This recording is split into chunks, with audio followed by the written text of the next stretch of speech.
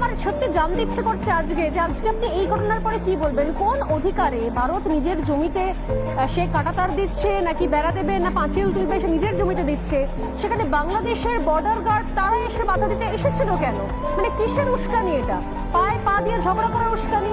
একটা যুদ্ধ করানোর জন্য একটা সুরসুরি দেওয়া। ভারত তো যুদ্ধ করতে চাইছে না, কোনোভাবে কোনো পদক্ষেপ নিচ্ছে না। এটা কি ধরনের ব্যবহার হলো? এটা কি ধরনের পদক্ষেপ? কি বলবেন আপনি এটা?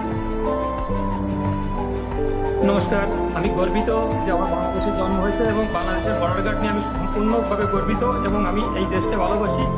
এই দেশের জন্ম আমার শত জন্মের কর্মের ফলে হয়েছে। কারণ বাংলাদেশের মতো একটা শক্তিশালী জন্মগ্রহণ করা একটা ভাগ্যের ব্যাপার, ভারতের মতো একটা দুর্বল দেশে জন্মগ্রহণ করা অন্য ব্যাপার। বিমল দা যে বললেন যে আমাদের যে বর্ডার গার্ডে যেটা করছেন আপনি যেটা বললেন, এখানে সীমান্তে নো ম্যানস ল্যান্ড এবং 0 পয়েন্টের একটা ডিস্টেন্স থাকে, তারপর তার নিজস্ব জমি আছে। নো ম্যানস ল্যান্ডে 0 পয়েন্টে আপনারা বেড়া দিতে পারবেন না। 2 তারিখ যখন বেড়া শুরু করেন তখন আমাদের বর্ডার গার্ডে মানে আপত্তিতে আপনারা যে বেড়া বন্ধ করছেন তখন ছিল 0 পয়েন্টে। আপনারা আজকে বেড়া শুরু করছেন, দীর্ঘতে কাজ চলছে, কিন্তু সেটা 0 পয়েন্ট থেকে আপনাদের সীমানায় পড়ছে।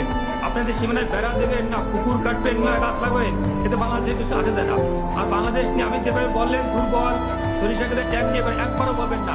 আপনার বয়স কত আমি জানি না, আপনি 2001 সালে আপনার বয়স কত ছিল? 2001 সালে আপনার উস্কানি দিয়েছিলেন সীমান্তে।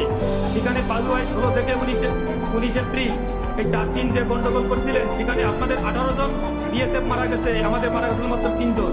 আপনাদের 2 জন বন্দী হয়েছে, আমাদের 1 জনের বন্দী হয়ে যায়। আপনাদের 2 জন আহত হয়েছে, আমাদের মাত্র 5 জন আহত হয়েছিল। মনে করে না, লজ্জা করে না আপনাদের? বাংলাদেশকে তাচ্ছিল্য করেন। 2001 সালে শিক্ষা হয় নাই।